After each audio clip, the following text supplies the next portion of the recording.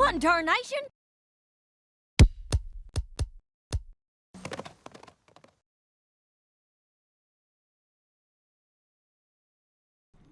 Howdy folks, this is Applegeek. With the events that recently unfolded in the Season 6 premiere of My Little Pony: Friendship is Magic, several questions have been raised about the origins of Princesses Celestia and Luna, and many have referenced the Journal of the Two Sisters in order to prove or disprove various theories that have been presented. Because of this, I decided to finally read this book for myself to see if it can actually answer any of these questions. And in doing so, I discovered quite a few interesting details. I would now like to share with you what I have learned. To start with, let's review the scene from the Season 6 premiere that has raised so many eyebrows throughout the fandom.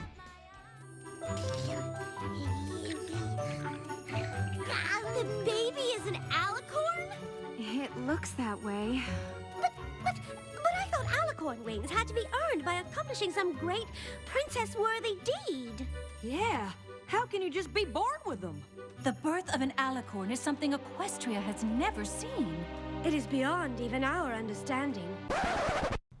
These statements by Celestia and Luna have many fans upset over what they perceive as an inherent conflict in established canon because they seem to suggest that the natural birth of an Alicorn has never happened before, whereas it was always believed that Celestia and Luna were natural-born Alicorns themselves. But is there really a conflict here? Let's review the available facts and see if we can find out for sure. Let's start with the question, were Celestia and Luna already Alicorns when they became princesses? The answer? Yes, they were. This is irrefutable according to the Journal of the Two Sisters. In fact, this is dealt with in the very first journal entry from Celestia. Pages 2 through 5 of the journal reveal to us that shortly following the peace treaty between the three pony tribes and the subsequent formation of Equestria, the tribes were wanting strong leadership that would be unbiased towards any of the races. The tribes looked to Starswirl the Bearded and his associates to find ponies worthy of becoming rulers of Equestria. Starswirl then approached Celestia and Luna because of the very fact that they were Alicorns, a race that was known to stand for love, harmony, and friendship, the very things that Equestria itself was founded on, and because Alicorns themselves are a combination of the three races, and thus able to represent each race equally and without bias. They did not receive their wings from Starswirl as some have claimed, nor did they receive any special powers of any kind. Starswirl simply selected them to be the rulers of Equestria, and according to page 11 of the journal, performed their coronation ceremony, in which he gave them their crowns. Having established that, let's move on to the most pressing question. Were Celestia and Luna actually born as Alicorns? The answer to that? Unknown, but most likely. Allow me to clarify. On page 7, a journal entry from Luna reveals that Alicorns were responsible for Luna and Celestia's education when they were fillies, and that when they were playing together, they would run and fly through the hills of Canterlot. A subsequent journal entry from Celestia on page 11 echoed some of Luna's comments, stating that as fillies, they would make tiaras out of gems that they found in the hills of Canterlot, and would fly around playing make-believe princesses, with creatures such as rabbits and squirrels acting as their subjects. Given that as fillies they could already fly, and were being taught by other Alicorns, it seems logical to assume that they themselves were already Alicorns at that time, and thus were most likely born that way. There is no mention of their horns, but if they were only Pegasi, it seems odd that they would be trained by Alicorns rather than their own race. Also, given that they were already Alicorns when Starswirl approached them, that means they would have had to ascend from Pegasi to Alicorns sometime in between, and there is no mention of such an event anywhere in the journal. While this does not rule out the possibility that they did in fact ascend at some point, all the available data seems to suggest that they were natural-born Alicorns. So then, let's move on to the statements that are causing all the current confusion.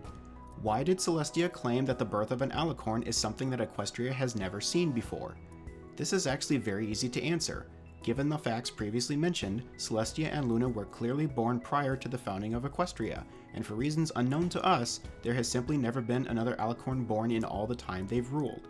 That would mean that Equestria itself has never witnessed such an event. Until now, that is.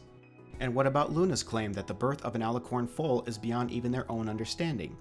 Having just established that Flurryheart is most likely the first Alicorn ever born in Equestria, that means that if Celestia and Luna themselves have never witnessed an Alicorn birth until now, they would have no point of reference on the subject. It's entirely possible they have never had foals of their own, and while they were raised and educated by a race of Alicorns, we have no idea if the subject of newborn foals was covered in their lessons. Even if it was, we should keep in mind that Flurryheart does not have a natural-born Alicorn mother, but rather an ascended one, not to mention a unicorn father, which could be a specific scenario that they are unfamiliar with. This actually brings up yet another question that is somewhat off-topic, but still relevant. Is there actually a formal race of Alicorns? The answer to that is yes. Jumping ahead to pages 61 and 62 of the journal, we see an entry from Celestia describing the first time she and Luna were invited into Star Swirl's private library.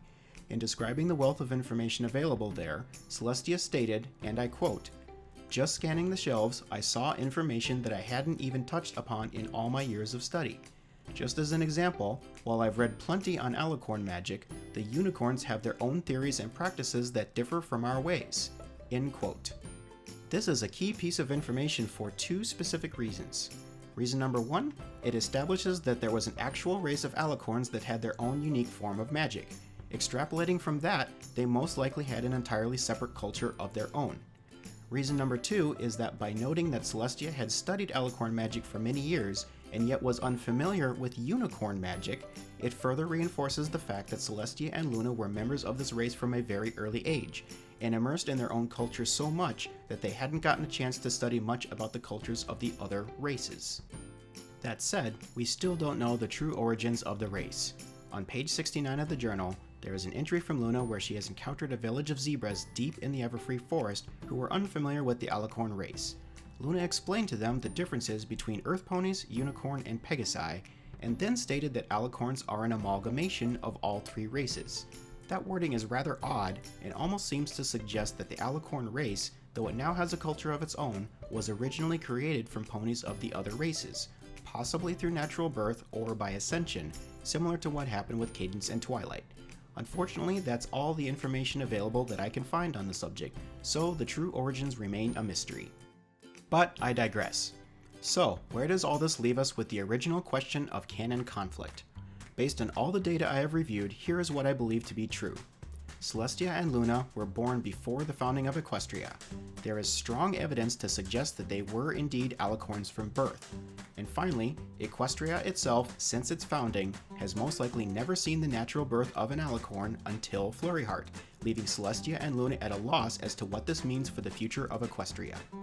Assuming all these points to be true, the statements made by Celestia and Luna during the Season 6 premiere can be easily explained within the boundaries of previously established canon. Their statements were a bit confusing at first, but in the end they didn't really change anything. With the introduction of Flurryheart, the only thing that has actually changed is that we now have definitive proof that it is possible to be naturally born as an Alicorn, a fact which actually further supports the idea that Celestia and Luna are naturally born Alicorns as well. That said, it's become clear to me that when it comes to the larger questions about the origins of Alicorns, we still know very, very little. Given that the Season 6 premiere has now touched on these subjects in the show itself, perhaps we will finally get an episode that reveals new details about Celestia's and Luna's past that will help us fill in some of these blanks. Until then, all we can do is speculate. And knowing this fandom, speculate we shall.